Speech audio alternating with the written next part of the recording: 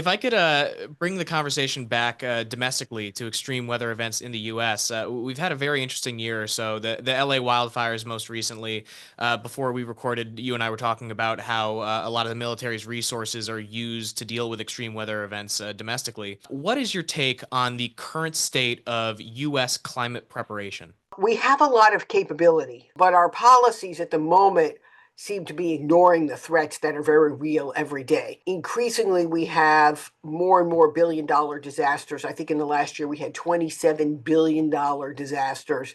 And increasingly, our military is called to respond to hurricanes, floods, and fires, from Helene and Milton in the south to the fires in LA.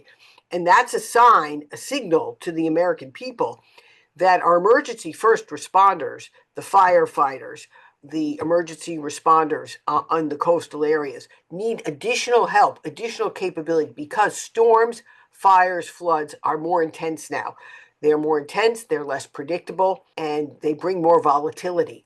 And so we need, on the one hand, to improve our early warning capabilities, everything from extended weather forecasts that we should be having to enable us to better prepare.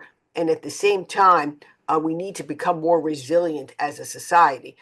So we need to have infrastructure, whether it's our homes, our streets, our schools, our hospitals, that adjust to the fact and adapt to the fact that the floods are more intense now. They occur in different areas. It was very unexpected that when Hurricane Milton crashed through so much of North Carolina in areas like Asheville that were not used to the ferocity of the coastal hurricanes and the intensity of the fires in LA that wiped out significant neighborhoods in LA in a very short period of time.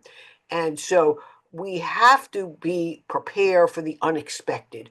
You know, in the Cold War, we always talked about a bolt out of the blue nuclear attack by the Soviet Union on the US as the greatest threat that we faced. And so it was worth billions of Americans' GDP to invest in defending and deterring against that nuclear threat. Well, now we face a climate fueled intensity in our weather systems that is arguably a high probability and a high consequence threat to lives and people and homes and livelihoods.